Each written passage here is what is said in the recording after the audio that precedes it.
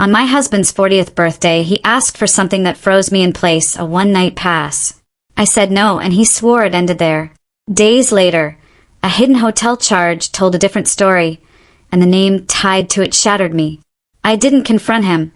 I stayed calm, collected proof, and prepared the move that changed everything.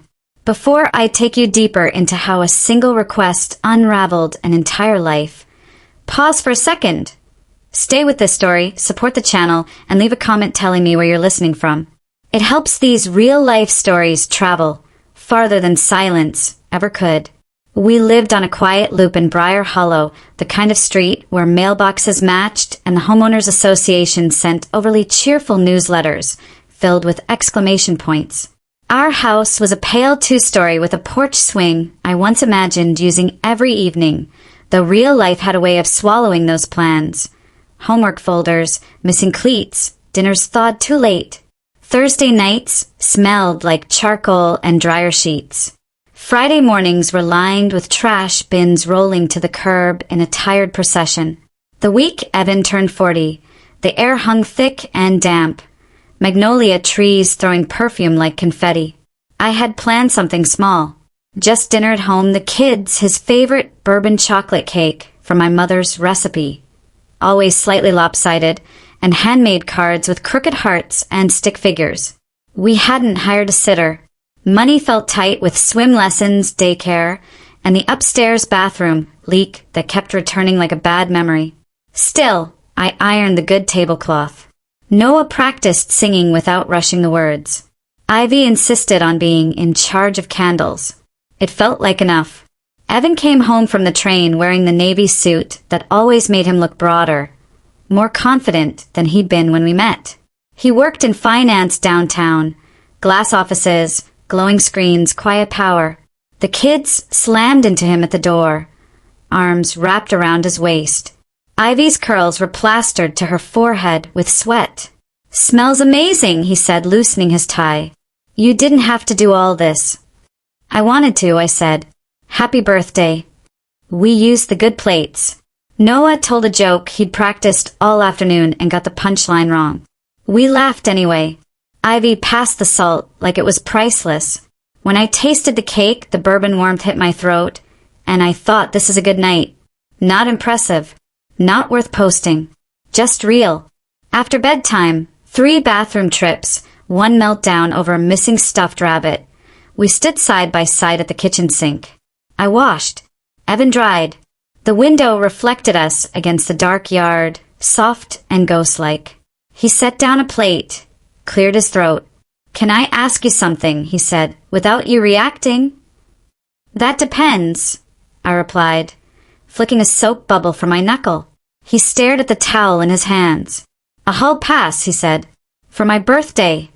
I laughed, automatically, waiting for the punchline. He didn't smile. "I'm serious," he rushed. "Just once. One time. It wouldn't mean anything. It could spice things up. People do it." He said it like he was ordering a seasonal drink. I placed the plate down carefully because my hands had gone cold. "You're asking permission to sleep with someone else." "Just once," he repeated. "We've been together 10 years. I love you. I love our family. I'm just restless." The dishwasher hummed. A clock I'd never noticed ticked loudly. Something inside me tilted. "No," I said. "Absolutely not." He inhaled sharply. "I figured you might say that. I just thought asking couldn't hurt." "It does," I said quietly. "The asking hurts." He looked confused, genuinely confused, and that was worse than cruelty. He talked about rules, about separating emotions, about honesty. I told him honesty would have been admitting he was struggling, not asking me to approve the destruction of our marriage. The argument grew teeth. He said I'd changed after the kids. I said parenthood wasn't a personality flaw. I ended up crying in the laundry room, sitting on the dryer because its noise swallowed the sound. "I'm sorry," he said from the doorway. It was stupid. Midlife panic. Forget I said it. But some things don't disappear just because you wish they would. That night, Evan barely slept. I felt his restlessness ripple through the mattress. At 2 in the morning, I stood alone in the kitchen, palm pressed to the cool counter, listening to the house breathe. I tried not to imagine what once looked like. In the morning, he apologized again, brought coffee, did school drop-off, promised he wasn't that man, and I wanted to believe him because believing was easier than rebuilding everything. So I said okay. 2 days later, during nap time, the truth arrived quietly, disguised as a credit card charge. And that was when the real story began. The house was silent in that fragile way that only exists when children are asleep and adults are pretending nothing is wrong. I sat at the kitchen table with my laptop open, paying bills during Ivy's nap, the cursor blinking patiently like it trusted me to know what I was doing. That's when I saw it. A pending charge on Evan's credit card. Downtown. The Meridian Hotel. At first, my brain did what it's trained to do. It protected me. A work event. A duplicate charge. A temporary hold. Something dull and logical. I refreshed the page. The charge stayed. One night. King room. Saturday night. 2 days after his birthday. My mouth went dry. I checked the account again, then opened Evan's email without thinking. We've always had access to each other's phones and accounts. It never felt invasive before.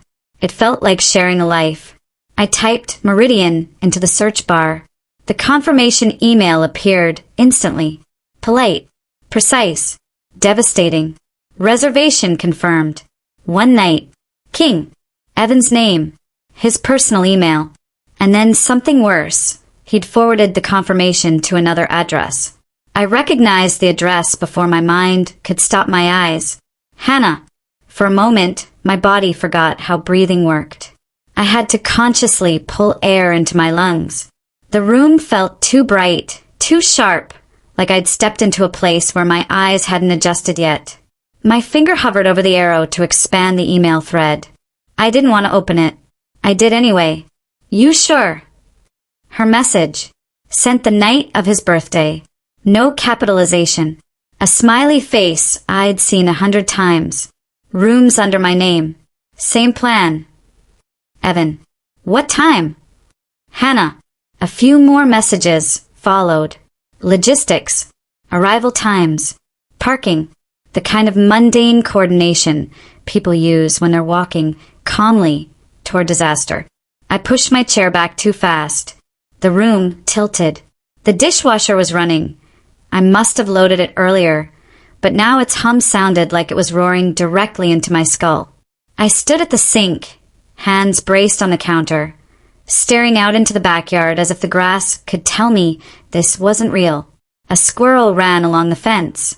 Somewhere nearby, a leaf blower screamed into the afternoon. I slid down to the floor beside the pantry, the place the kids hide when we play sardines. I reread the messages, again and again, as if repetition could turn betrayal into fiction. When Evan walked in that evening at 6:40, jacket over his arm, tie already loosened, I was still sitting there, still quiet, rearranged. The kids ran to him, laughing, clinging, exactly as they always did. And for one ugly second, a thought crossed my mind that shocked me with its violence. I didn't want him touching them with those hands. I hated myself for that thought. I hated him for putting it there. Hey, he said carefully, already reading my face. Evan is good at reading rooms. It's part of his job. He set his bag down slowly. What's wrong? I didn't answer. I held up my phone. Why did you book a hotel room on Saturday night? I asked. My voice was calm in the way ice is calm before it breaks. And why did you forward the confirmation to Hannah? The silence that followed wasn't empty. It was heavy, loaded. He didn't speak right away. Evan always speaks right away. Words are his currency. This quiet felt like a power outage. It's not, he started, then stopped. It's not what you think. What exactly do I think? I asked. Because it looks like you asked for permission to step outside our marriage, didn't get it, and then did it anyway with my best friend. He made that searching hand gesture again, like the right word might materialize in the air. I booked the room to see how it felt. Like a test. Don't, I said sharply. He flinched. Don't insult me by calling this a thought experiment, I continued. Why did you send it to Hannah? His face folded in on itself. He swallowed. We'd been texting. Did you sleep with her? I asked. Everything shrank down to that question. The kids' voices upstairs faded. The house seemed to lean in. He nodded once. Barely. Yes, he said. Once. As if scarcity could soften the blow. My knees gave out before I realized they were going. I sat down hard in the chair. The dishwasher hummed, loyal and indifferent. From upstairs, Noah called, Mom, can we have dessert? I turned my head toward the sound like I was underwater. 2 strawberries each, I called back. After dinner rules still apply. Evan took a step toward me. Please, he said. Let's talk. No, I said. You need to leave. What? Get a bag. Go to a hotel. Go anywhere. But get out of this house before I say something I can't take back in front of our children. He tried to soften his voice, palms open like he was negotiating a deal. We should talk this through. We will, I said. Later, when I'm not shattered. He stood there for a long moment, mouth opening and closing. Then he nodded, slowly, like someone accepting a verdict. He went upstairs carefully, like he didn't want to wake the kids. I listened to drawers open and close, the zipper of a duffel, the quiet sounds of a life being scooped into a bag. The kids came crashing down the stairs halfway through, all elbows and sugar-fueled joy. Dessert? Ivy asked, eyes shining. Yes, I said, because rules are rafts. I kissed their heads, breathed in baby shampoo and crayons and the faint smell of playground mulch. Evan came downstairs with the bag on his shoulder, kissed the tops of their heads without looking at me, and walked out. The door closed. The house changed shape around the absence. After I got the kids into bed, 2 stories, 1 renegotiated consequence. I sat alone at the kitchen table in the dark, holding my own hands like they belonged to someone else. I thought about the porch swing, the matching mailboxes, the birthday banner still hanging crookedly in the doorway. I opened a new note on my phone and wrote 3 sentences, not because I needed a list, but because I needed my own voice. Call a lawyer.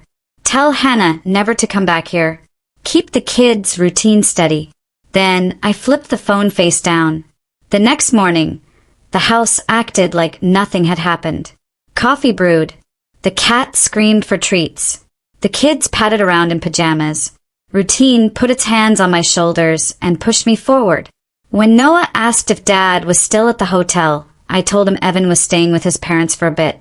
Grown-up things to sort out, I said. You're safe. He nodded. Ivy asked if that meant 2 bedtime stories. Yes, I said. That afternoon, the doorbell rang. I knew who it was before I looked. Hannah stood on the porch in leggings and a sweatshirt, hair in a messy bun, holding a plastic container like food could fix this. I didn't open the door right away. We stood there, separated by glass, reflections overlapping. Please, she mouthed. I opened the door. She spilled into the foyer, already crying. Please let me talk. I stared at the container. Is that cake? Brownies, she whispered. I didn't know what else to bring. You could have brought me back my life, I said flatly. We sat at the kitchen table where we'd once planned baby showers and school fundraisers. She talked fast, about loneliness, about Evan complaining, about how he said I might be open to loosening rules. He told me you said maybe, she said. I swallowed something sharp. He'd lied to both of us. I hate myself, she said. I'll hate myself forever. Good, I replied, because forgiveness wasn't available in my body. When she finished, I said, I want you to leave, and I don't want you to come back. She stared at me like I'd just cut through decades with one sentence.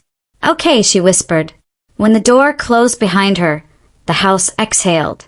That afternoon, I sat in a law office with beige carpet and framed watercolor boats, while a woman my age turned my pain into options.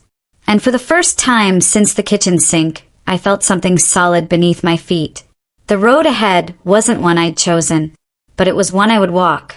The lawyer's office smelled faintly of coffee and printer ink, the kind of neutral scent designed not to remind you of anything personal. Beige carpet, framed watercolor boats on the wall, all drifting calmly in directions I suddenly envied. I sat across from her with my hands folded so tightly in my lap that my fingers ached, as if pain might keep me anchored. She didn't gasp or tilt her head sympathetically when I told her what had happened. She listened the way nurses listen, professionally, steadily, without flinching.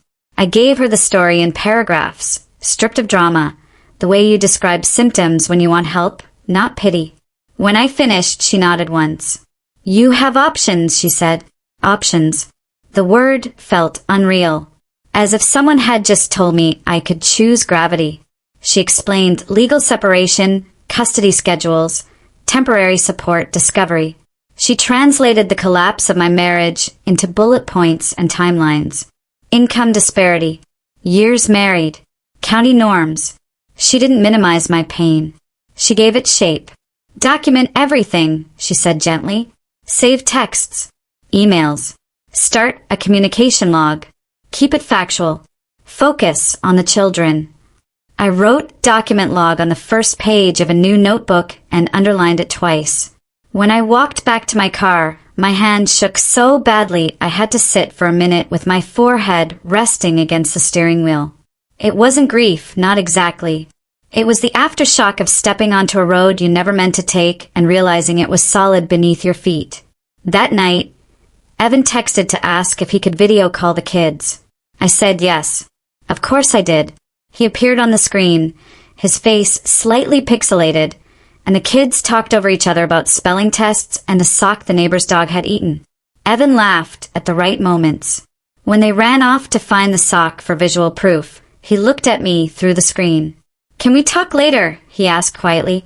"Tomorrow," I said. "I met with a lawyer today." He blinked. Twice.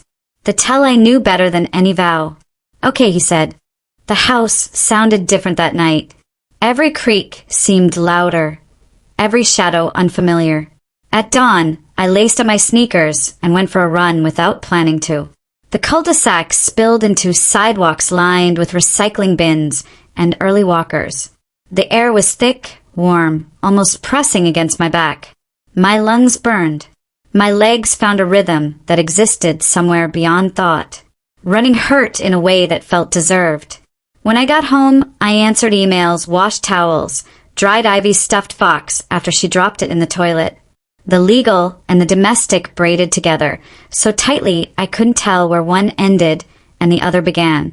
I made a folder on the counter and wrote divorce on it in black marker. Receipts went inside. Copies of statements. Proof of life. I called my parents. My mother cried softly. My father offered to take the kids on Saturday. I called Evan's parents next. His mother tried to distribute blame like it was a shared dish. I told her calmly that this wasn't a buffet and ended the call. Evan came by that evening with yogurt, and avocados like remorse could be measured in groceries. He stood in the foyer, careful not to cross into the living room. "I'll stay in the car until they're ready," he said. "You can help with bath," I replied, because the reality was we still had children who turned slippery at night. He looked startled, then grateful, then ashamed of being grateful. We moved around each other, like the house might crack if we weren't careful. He kept his voice gentle, his hands slow. He didn't touch me. He read 2 bedtime stories in that voice that once made me imagine him narrating audiobooks in another life. I watched from the doorway and felt grief creak open in my chest like an old door. When the kids were asleep, we stood in the kitchen like diplomats in neutral territory. "I'm sorry," he said. And this time I believed he meant it. Not because it fixed anything, but because it cost him something to say it. "I know," I said. "I've booked a therapist," he added. "I need to understand how I got here." Good, I replied. It wasn't my job to clap. He asked what the lawyer had said. I told him about custody schedules and disclosures. He closed his eyes briefly, like bracing for a wave. I don't want to fight you, he said. I want to do right by the kids. Then do, I said. Show up. Be sober. Be present.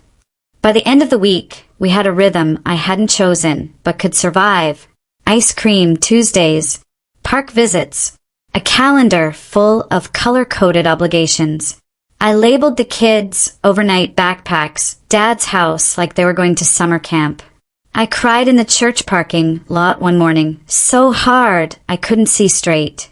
Then I wiped my face and went grocery shopping because we were out of bananas and mutiny prevention crackers.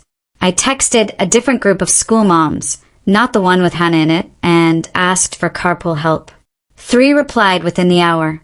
1 Venmo'd me $50 for pizza night without comment. On Sunday, my parents fed us pot roast until the kids went limp with sleep.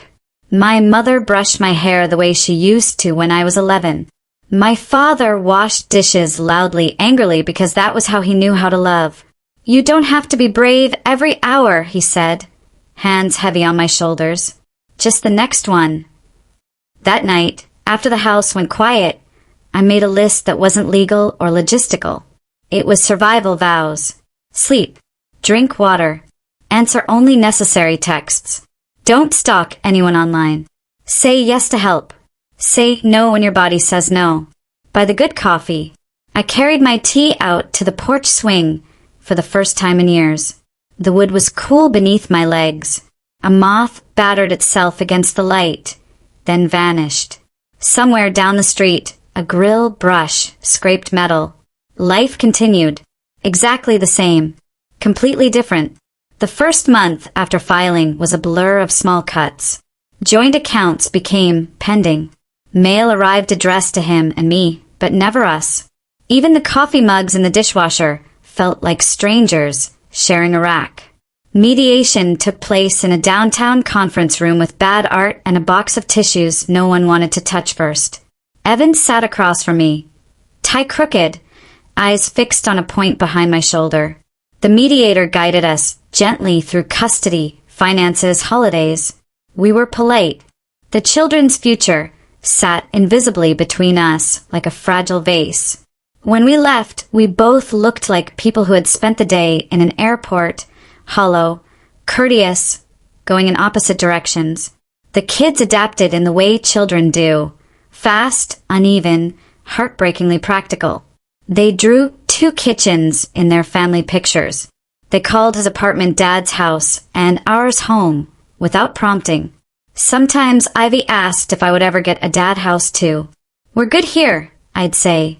I built routines like scaffolding, mornings, drop-offs, work, snacks, baths, bedtime. On nights without the kids, I worked until my laptop died, then walked the greenway just to watch the water move. Therapy on Thursdays became my quiet room. My therapist helped me untangle guilt from anger, and anger from relief I didn't want to name. You don't have to be a saint to be a good mother, she said once. I taped it above my desk. Healing wasn't linear. There were setbacks. Nights when the kids returned sugar-wired and angry, and I lost patience. Mornings when I checked Evan's social media against my better judgment. Mediation sessions that ended with me crying in the parking lot. But there were victories too. The first afternoon, I went hours without picturing that hotel room. The morning Noah laughed so hard milk came out his nose, and I laughed instead of noticing the empty chair. By spring, the calendar filled with soccer games, pickups, deadlines, and one new thing. A weekend trip, just me and the kids.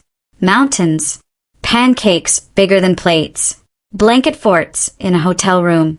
When they fell asleep under the fort, I sat on the edge of the bed and realized I wasn't waiting for my old life to come back anymore. I was living a new one.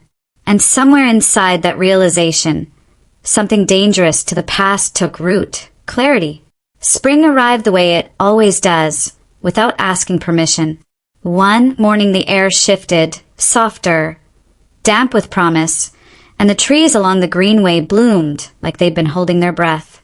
I noticed because the kids noticed. Ivy ran ahead of me on the sidewalk pointing at every new color. Noah asked if trees knew when to wake up or if they just guessed and hoped for the best. I told him maybe it was both. Hope and guessing felt like the right answer for everything that year. Our new rhythm hardened into something livable. Mornings were smoother. The kids knew which days were dad days and which were ours. They packed their backpacks with the solemnity of travelers crossing borders.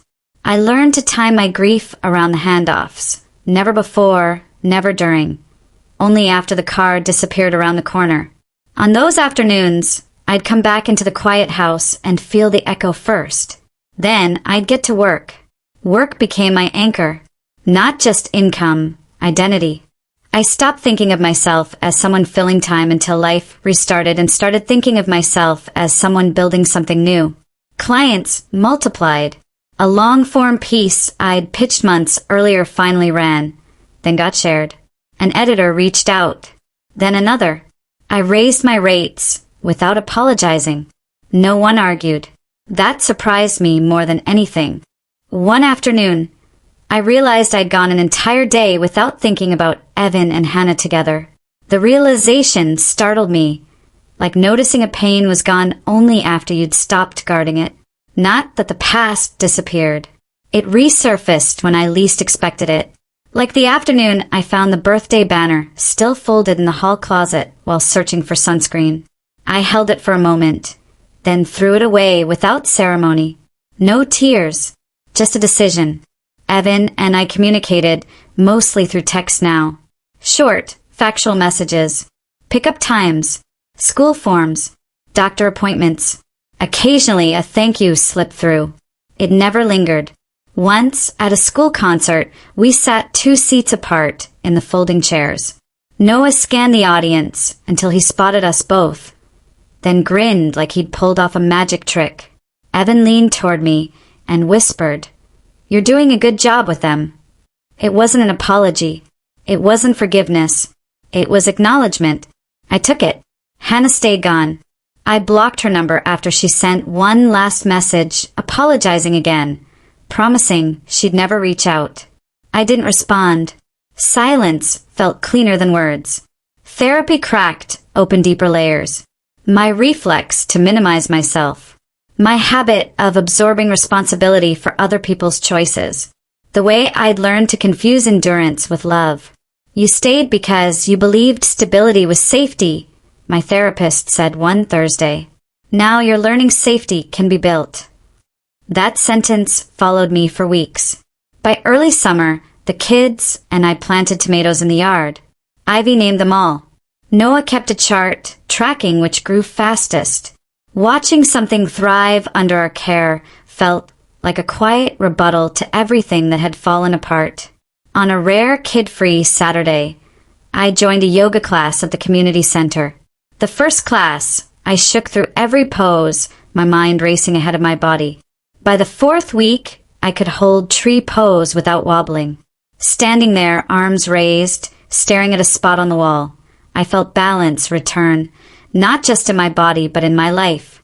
I made lists of things I'd postponed for years. Paint the living room. Take the kids camping. Hear live music again. One by one, I checked them off. Gray paint on the walls. Marshmallows toasted over fire.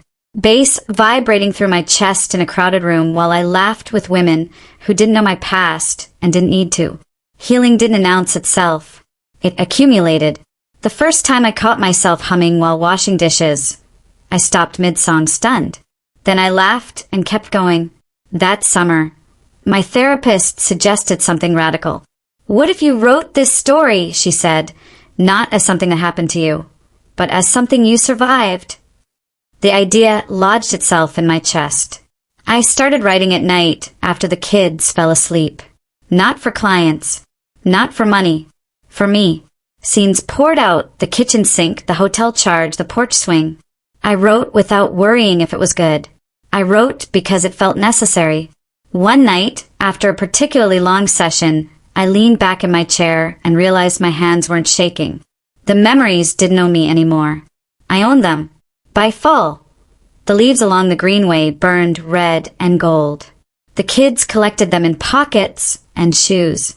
Noah learned to ride his bike without training wheels. Ivy lost her first tooth and insisted the tooth fairy needed a handwritten note explaining exactly where to find it. Life felt full again. Not the old full. A different one. Spacious. One evening, sitting on the porch swing while the kids played in the yard, I filled out an application for a writing fellowship I'd once believed was reserved for real writers. I attached samples, hit send, closed the laptop, didn't tell anyone. The waiting didn't consume me. That felt like progress. When the email arrived weeks later on a rainy Tuesday while I was cleaning peanut butter fingerprints off the fridge, I thought it was spam. Then I read the subject line again. Congratulations. I sank onto the kitchen floor, sponge still in my hand, laughing and crying into my sleeve. A month in another city. Paid time. Mentorship. Someone saying, "We see you." The logistics were complicated. My parents offered help. Evan agreed to extended custody without argument. We coordinated like professionals dismantling something fragile without shattering it. At the train station, my mother pressed cash into my palm like she always had. For something sweet, she said. The city welcomed me with noise and motion. The fellowship space had tall windows and radiators that hissed like they were alive. Writers filled the room. Poets, journalists, novelists, each hunched over their own battles. The first morning, I opened a blank document and typed, Chapter 1. The words came slowly, then faster. By the end of the month, I had pages. Real ones. When I came home, the kids met me with a glitter-covered sign and wide smiles. Did you write your book? Noah asked. I started, I said. He nodded like that was enough. Work grew from there. The fellowship led to new opportunities. Speaking invitations. Teaching an online class. My income climbed past what Evan and I had once earned together. For the first time, I wasn't just paying bills. I was saving. The irony didn't sting. It clarified. 2 years after the night at the kitchen sink, the divorce papers arrived in the mail. I signed them at the same table where I'd once planned birthdays and vacations. No tears, just a steady hand. That night, we had pancakes for dinner. The kids cheered. Syrup dripped. Laughter filled the room. Later, on the porch swing, I opened a new document and typed, This is not a story about loss. The swing creaked. The night breathed.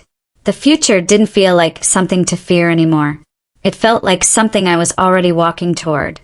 By the time summer leaned toward its end, the sharpness of everything had softened into something like muscle memory. Not gone, never gone, but no longer surprising.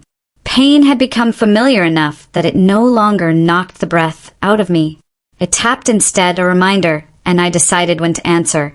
The kids returned to school taller, louder, more certain of themselves.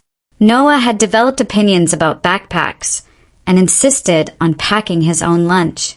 Ivy practiced writing her name in looping, backwards letters and announced daily that she was basically grown. Their confidence felt like proof that something I was doing, quietly, imperfectly, was working. The house adjusted around us. I rearranged furniture, not dramatically, just enough to break old sight lines. The chair Evan always sat in during the evenings moved to the other side of the room. The wall above the sofa, once bare because we couldn't agree, filled with framed drawings, crooked and bright. It stopped feeling like a place that had lost someone and started feeling like a place that had chosen itself. Co-parenting settled into something functional, not warm, not friendly, but steady. Evan showed up on time. He didn't argue about schedules. He stopped asking personal questions. I stopped bracing every time his name appeared on my phone. We existed in parallel lanes, occasionally intersecting, always careful not to collide. Once, during a pickup, he lingered on the porch longer than necessary.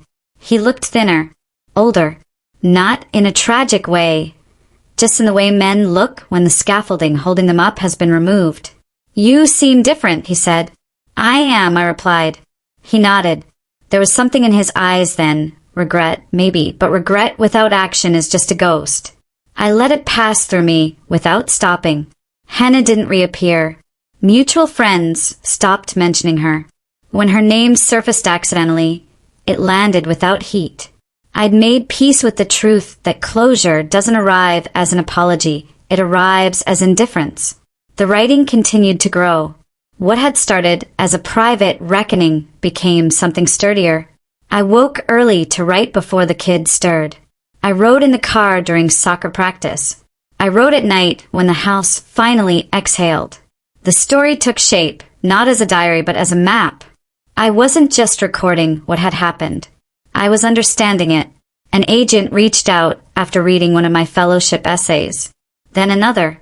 I learned the strange vocabulary of publishing. Queries, proposals, revisions. Each step felt surreal, like I'd accidentally walked into someone else's life and found my name already printed on the door. The book proposal sold in late autumn. Not extravagantly, respectably, enough to change things. When I told my parents, my mother cried the quiet kind of tears that come from relief, not sadness. My father cleared his throat and asked about deadlines and contracts like he was building something solid with his hands. When I told Evan, he was silent for a long moment. That's incredible, he said finally. I always knew you were talented. I didn't correct him. Knowing isn't the same as believing. Believing isn't the same as staying. The kids adjusted to my new workload with curiosity.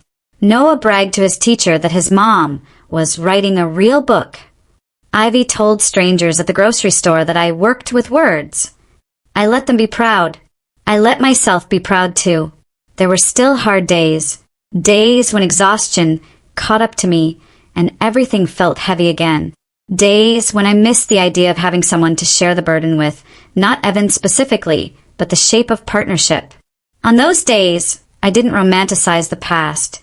I acknowledged the loneliness and moved through it. Therapy shifted focus. Less about survival, more about boundaries. What I wanted next. What I would never accept again. You don't need to rush toward anything, my therapist said once, but you are allowed to want. That permission landed softly but stayed. Winter arrived early that year. Cold mornings, breath visible in the driveway. The kids pressed their faces to the window watching frost form. We baked more. We layered up. We learned which evenings were for rest and which were for noise. One night, while sorting through old files on my computer, I found photos from the years before everything unraveled. Birthday parties, beach trips, a version of myself who smiled easily, unaware of what was coming. I studied that woman for a long time. She wasn't foolish. She wasn't blind. She was doing the best she could with the information she had.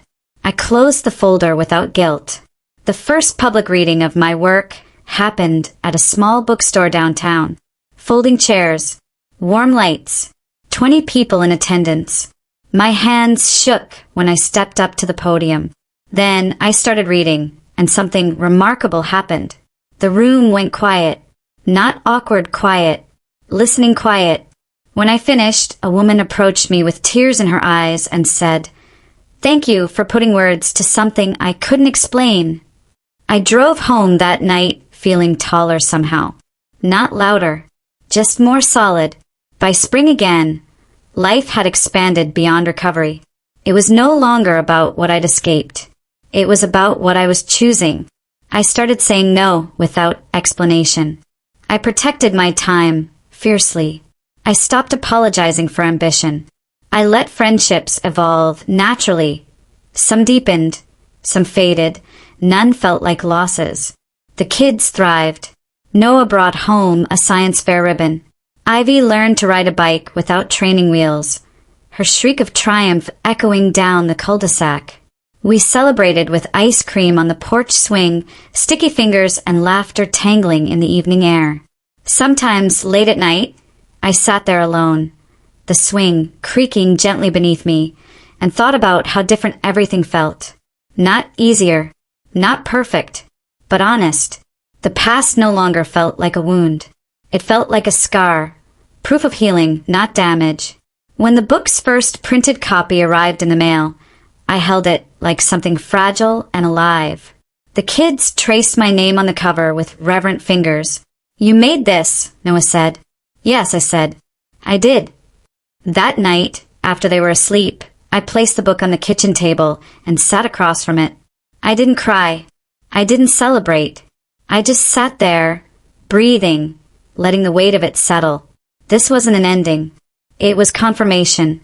And somewhere, quietly, without drama or announcement, I realized that the moment Evan had asked for more than I could give had unknowingly given me everything I'd been waiting for. The permission to step fully into my own life. The strange thing about stability is how quietly it arrives. There's no announcement, no single moment where you realize you're safe again. It comes disguised as ordinary days, stacked carefully on top of one another until one morning you wake up and notice you're no longer bracing. That realization hit me sometime in early autumn, on a Tuesday that felt unremarkable by every measurable standard. I was making lunches, peanut butter smudged on the counter, Ivy humming off-key while searching for her shoes. Noah was bent over his homework, tongue poking out in concentration. The coffee maker sputtered, the cat complained, the sun slanted through the kitchen window in a way that made dust motes look almost intentional.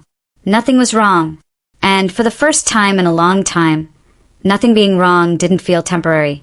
The book had been out in the world for a few months by then. Not everywhere, not loudly, but enough. Enough that I'd received emails from strangers who wrote as if we'd known each other for years. Enough that invitations trickled in, panels, workshops, quiet conversations where people leaned forward and said, "That part about rebuilding, that was me." I learned quickly that success doesn't erase pain. It reframes it. It gives it context, edges, boundaries. I no longer felt defined by what had happened to me. I felt defined by what I had done afterward. The kids noticed the shift before I did. They always did. "You laugh more," Noah said one night as I tucked him in. "Is that good or bad?" I asked. He considered. "Good," he decided. "It sounds like you." I carried that sentence with me for days. Co-parenting continued to smooth into predictability. Evan remained consistent, punctual, restrained, careful.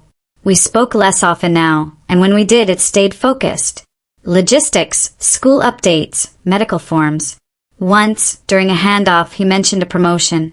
I congratulated him. He thanked me. The conversation ended there. What we had now wasn't friendship or reconciliation.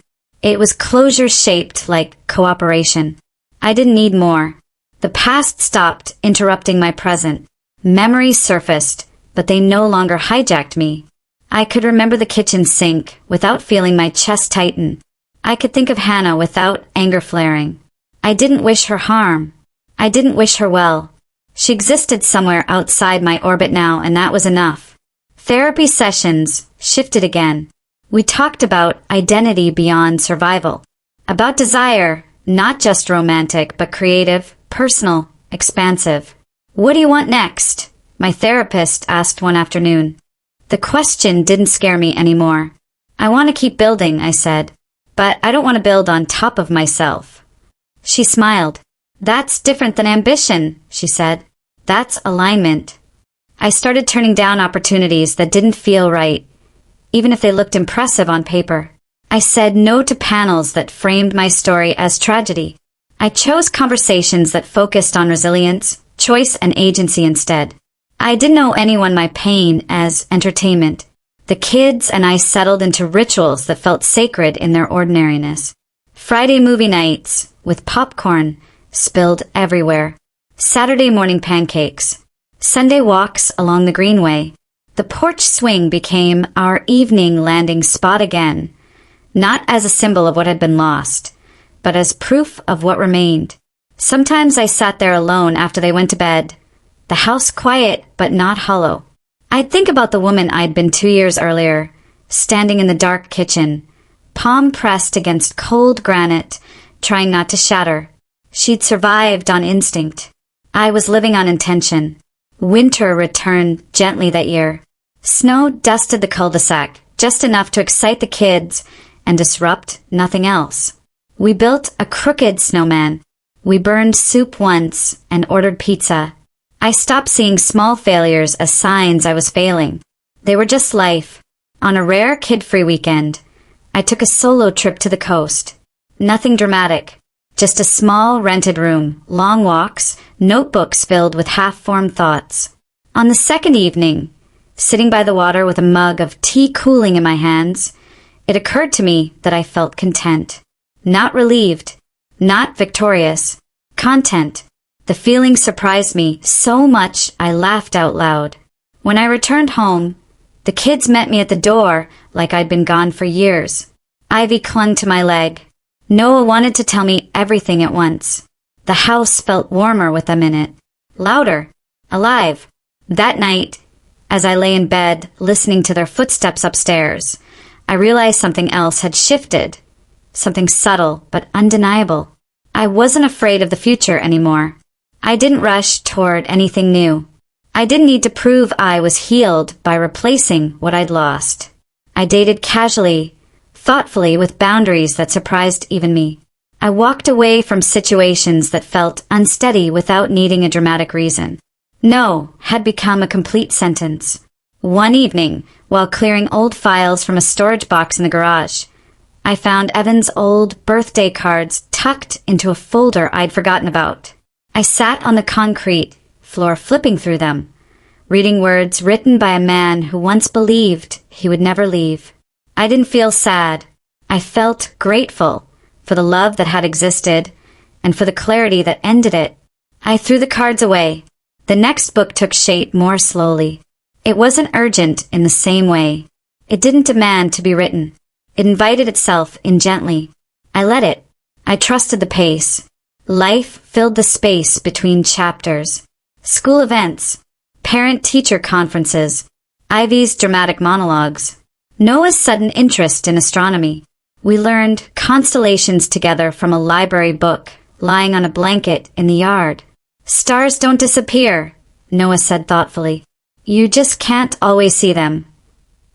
I kissed his hair and said nothing.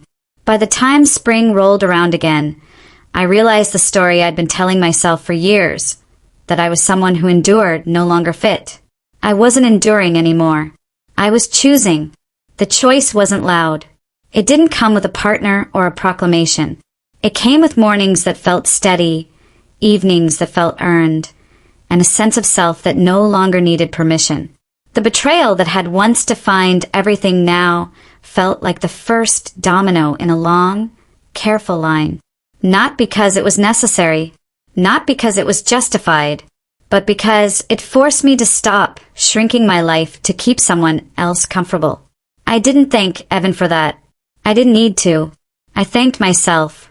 One night, sitting on the porch swing, notebook balanced on my knees, I wrote a sentence and underlined it twice. You don't rebuild by going backward. The swing creaked softly beneath me. The streetlights hummed. Somewhere down the block, someone laughed. Life moved forward without hesitation. And for the first time, I moved with it, fully, freely, and without fear. By the third year after everything broke open, time stopped feeling like something I had to conquer. It became something I moved inside of. Days still came with weight, deadlines, school lunches, unexpected emails, but they no longer felt like obstacles. They felt like terrain, familiar, navigable. The kids were older now in ways that startled me when I paid attention. Noah's voice deepened unexpectedly, cracking mid-sentence like a radio losing signal. Ivy's questions became more precise, less whimsical, as if she were slowly turning the world over in her hands to see how it fit together. They didn't remember the house before the change with the same clarity I did. Their memories were braided. 2 homes, 2 routines, 1 constant thread. Me. That knowledge grounded me more than any praise or achievement ever had. My work life expanded in ways I hadn't anticipated. Invitations arrived steadily now, not frantic, not rare. I spoke at community centers, universities, small conferences where people listened not because I was impressive, but because I was honest. I learned how to tell my story without bleeding onto the floor. I learned how to stop when it was enough. After one talk, a woman approached me, her hands trembling slightly as she held her phone. "I'm still in it," she said quietly. "The part where you don't know if leaving will destroy everything." I met her eyes. "Staying doesn't always save things either," I said. "Sometimes it just delays the collapse." She nodded like someone who'd been waiting for permission to believe that. The truth was, I no longer felt like a cautionary tale. I felt like a witness. There's power in surviving something without turning it into spectacle. There's strength in saying this happened and I lived. Evan remained a distant, consistent presence. Our communication narrowed further, almost surgical in its precision. Pickups, drop-offs, medical forms, school emails forwarded without commentary. Once a year, maybe twice, we exchanged something almost personal, a comment about how tall the kids were getting, how quickly time was passing. We never spoke about Hannah again.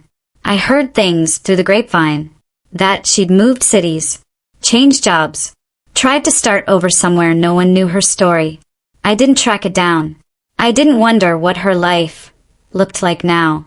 Closure doesn't require curiosity. One afternoon, during a scheduled pickup, Evan lingered again. It had been months since he'd done that. He stood awkwardly on the porch, hands shoved into his coat pockets.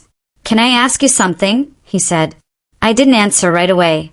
I waited, letting silence remind us both that access wasn't automatic anymore. "Okay," I said. "Do you ever—" He stopped, cleared his throat. "Do you ever regret it? Ending things?" I studied him then. Really studied him. The man I had once built a life around. The man who had mistaken entitlement for honesty and desire for truth. "No," I said calmly. "I regret staying as long as I did after I stopped being seen." He flinched, not dramatically but enough. "I figured," he said quietly. It wasn't a confession. It wasn't an apology. It was acknowledgement. And that, finally, was enough to close the loop. After he left, I stood in the doorway longer than necessary, feeling the cool air settle around me. The house behind me was loud with children arguing over a board game. Life unbothered by history. That night, Ivy asked me a question that landed heavier than it should have. "Mom," she said, brushing her teeth with exaggerated seriousness, "did you and Dad stop loving each other?" I rinsed my mouth and turned off the sink. "We loved each other," I said carefully. "But love isn't always enough to make people good partners." She thought about that. Did he stop being kind? I paused. Children don't ask abstract questions. They ask exact ones. "Yes," I said finally. "To me." She nodded slowly, then returned to brushing like she'd filed the information away somewhere important. Later, alone in bed, I stared at the ceiling and let myself feel the full weight of that answer. Not sadness, not anger, just truth. Kindness, I had learned, was not a bonus feature. It was the foundation. As the year turned again, something unexpected happened. I felt curious about my future in a way I hadn't before. Not hungry, not desperate. Curious, open. I didn't rush. I didn't download apps impulsively or force myself into situations that didn't fit. When I did meet people, I met them as myself, not as someone auditioning for stability. There was one man, eventually, not dramatic, not sweeping. He was thoughtful, patient, observant, a friend of a friend. We talked about books and parenting and work. We laughed easily. He respected my pace without asking me to explain it. When I realized I liked him, really liked him, I didn't panic. I didn't mistake him for salvation.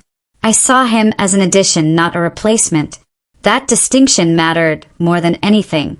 The kids met him slowly, carefully, not as mom's friend with expectations attached, but as someone who existed in our orbit. He didn't try to impress them. He didn't need to. He listened. He showed up when invited. He left when it was time. One evening, after he'd gone, Noah said, "He doesn't make you tired." I laughed softly. "What does that mean?" It means you're still you after he leaves, Noah said, already half asleep. I sat with that long after they'd gone to bed. The manuscript for my second book finished itself quietly. No drama, no urgency. It arrived page by page, like something that trusted me to be ready. When I sent it off to my editor, I didn't hover. I didn't obsess. I went for a walk instead. That, more than anything, told me how far I'd come.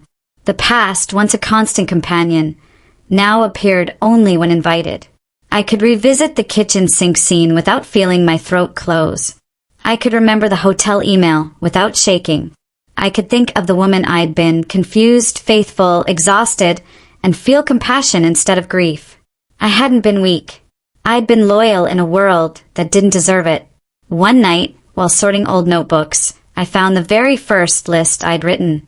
The one with the 3 sentences. Call a lawyer. Tell Hannah not to come back. Keep the kids' routine steady. I smiled, then closed the notebook.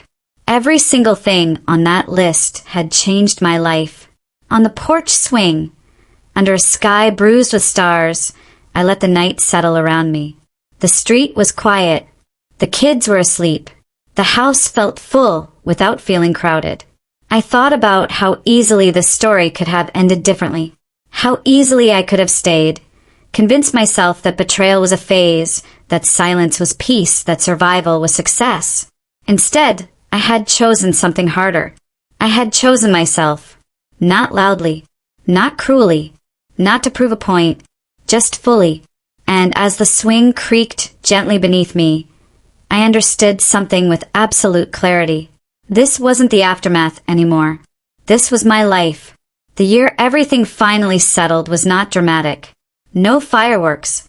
No closing arguments. No sudden, cinematic sense of victory. It was simply the year I stopped waiting for something to arrive and realized I had already arrived somewhere new. It began in the smallest way possible, by noticing how rarely my shoulders sat up near my ears anymore. Stress had lived there once, permanently, like a warning signal I didn't know how to turn off. But now, most mornings, my body woke without bracing. My thoughts followed later, slower, unafraid.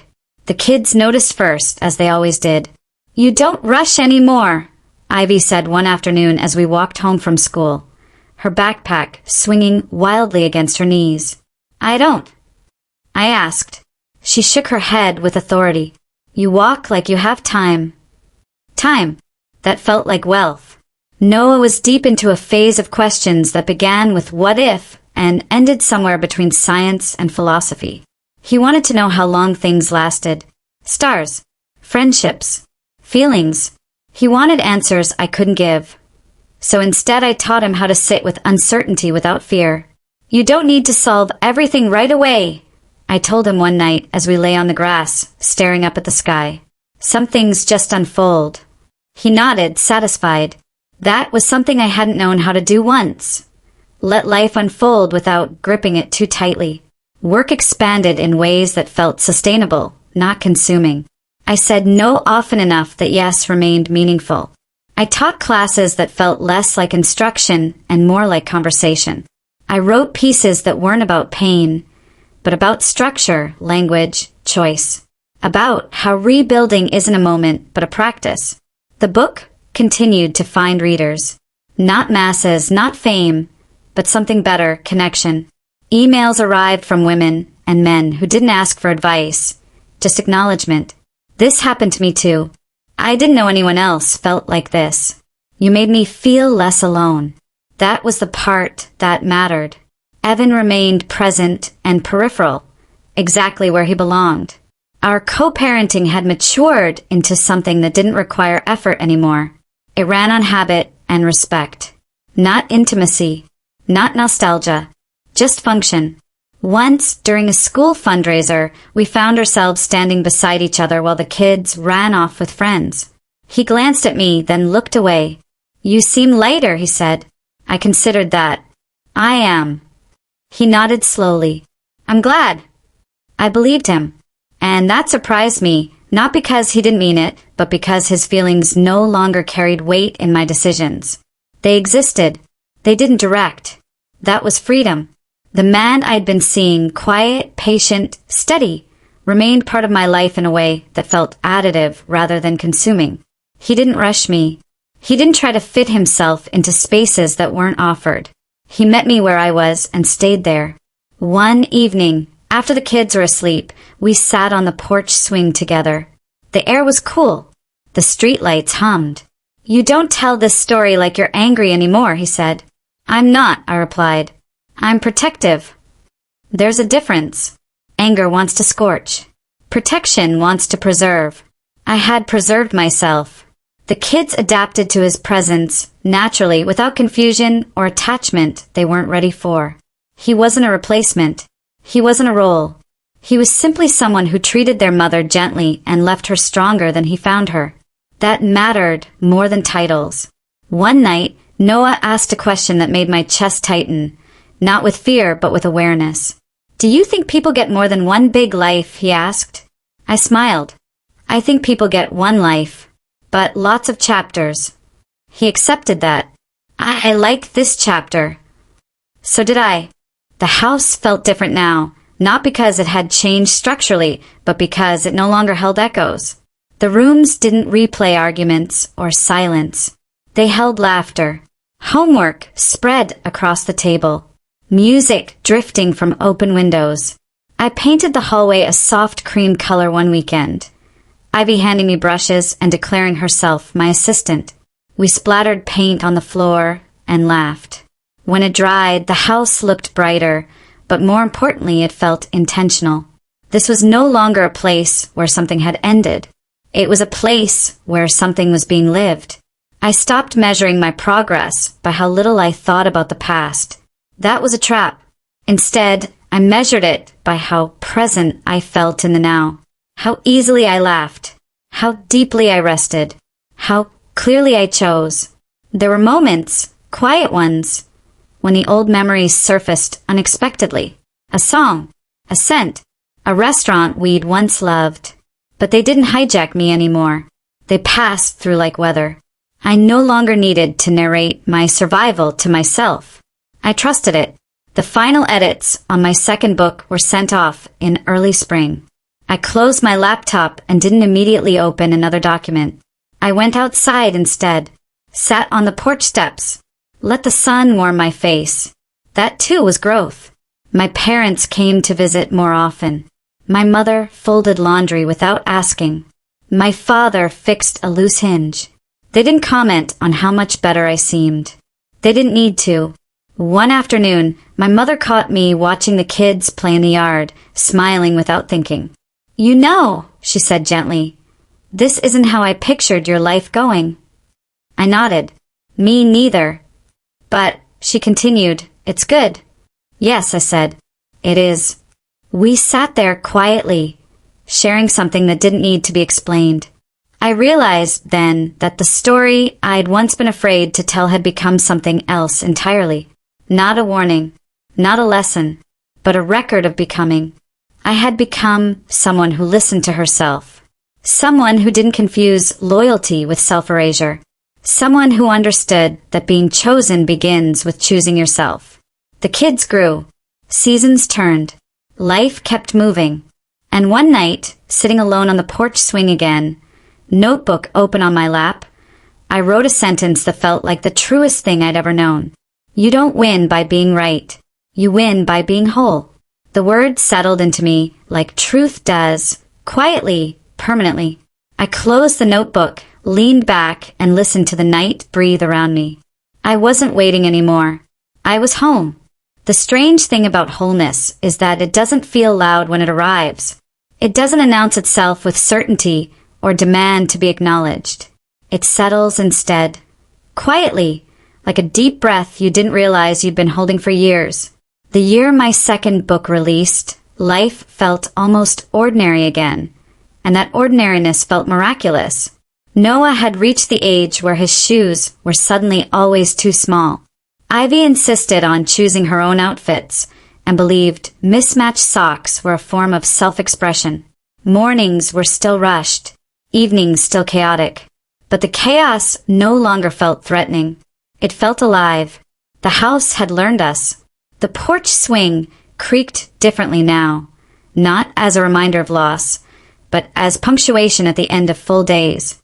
Some evenings, the kids sat with me out there, legs swinging, homework abandoned for fireflies and fading light. Other nights, after they were asleep, I sat alone with tea and the sound of the street breathing around me. I didn't think about the woman I used to be as often anymore. When I did, it was with tenderness, not grief. She had loved deeply. She had believed promises. She had carried more than her share and told herself that was strength. She hadn't been wrong. She had simply outgrown the life she was in. The book tour took me places I never imagined I'd go. Not glamorous stages or flashing lights, but libraries, community centers, classrooms filled with folding chairs and quiet anticipation. I stood in front of rooms full of strangers and told them the truth, not the dramatic version, not the polished one, but the steady human one. I told them that betrayal doesn't always arrive screaming. Sometimes it arrives asking politely for permission. I told them that rebuilding doesn't look like triumph. It looks like choosing yourself on days when no one is watching. I watched faces soften, eyes glisten, hands reach for tissues, and each time I felt a strange gratitude, not for what happened to me, but for what it allowed me to become. After one event, a woman in her 60s took my hand and said, "I waited 40 years to hear someone say this out loud." That sentence stayed with me longer than any review. Evan remained exactly where he belonged, in the background of my life, not the foreground of my heart. We finalized long-term custody adjustments without tension. We attended school events without discomfort. We spoke when necessary and parted without residue. Once, after a concert where Noah played a short piano piece, Evan leaned toward me and said, "He gets that focus from you." I smiled. He gets a lot from a lot of people. That was true, and it felt good to say. I never asked Evan what he learned from losing our marriage. It wasn't my work to assign meaning to his choices. He walked his path. I walked mine. The man in my life now, still patient, still steady, never asked me to shrink my story to make room for him. He read my books carefully, asked thoughtful questions, understood when I needed space, celebrated when I succeeded without trying to stand in the spotlight. He didn't rescue me. He walked beside me. That distinction mattered more than romance ever had. One evening, while we sat together watching the kids chase each other through the yard, he said something that surprised me. "You know," he said, "you don't move like someone who's afraid of being left." I thought about that for a long moment. "I'm not," I said finally. "I know I'll survive it." And that knowledge felt like freedom. The kids grew into the truth of our family without bitterness. They learned that love can change shape without disappearing. They learned that safety isn't about perfection, it's about presence. One night, as I tucked Ivy into bed, she wrapped her arms around my neck and said, "I like our house." "Me too," I said. "Even though it's different," she added. "Especially because it's different," I replied. She nodded, already drifting toward sleep. Later, Noah asked if I'd ever marry again. "Maybe," I said honestly, "but I don't need to." That answer seemed to satisfy him. The manuscript for my third book began not with pain, but with curiosity, with questions about what happens after healing, after survival, after the story you thought defined you loosens its grip. I wrote slower now, kinder. I trusted my voice enough to let it rest. One night, I found the original notebook again, the one with the first list I'd written after everything fell apart. The pages were worn, the ink slightly smudged. "Call a lawyer. Tell Hannah not to come back. Keep the kids' routine steady." I closed the notebook and placed it back on the shelf, not as a relic but as a reminder. That was the moment I stopped trying to prove anything. I didn't need to show that I'd won. I had built something better than victory. I had built a life that fit. On the anniversary of the night, everything changed. I didn't mark it. I didn't light a candle or write a reflection. I made dinner, helped with homework, sat on the porch swing, and watched the sky turn the softest shade of pink. Life didn't pause for the memory, and neither did I. That was how I knew I was free. Free from bitterness. Free from waiting. Free from defining myself by what I'd lost instead of what I'd chosen. I had learned that love isn't proven by how much you endure. It's proven by how deeply you respect yourself. And I respected myself now. Completely. The swing creaked beneath me. The house glowed warmly behind me. Laughter drifted through open windows. I took a breath and truly felt, at home in my own life. This wasn't the ending I'd planned years ago, but it was the ending I would choose again. Every time. If my story stayed with you, I'd love to hear from you. Tell me where you're listening from and what part resonated most in the comments. It means more than you know. If you enjoyed this journey, consider supporting the channel so I can keep sharing stories like this with you. And before you go, don't forget to subscribe. There are many more life stories waiting for you. Thank you for being here, and I'll see you in the next story.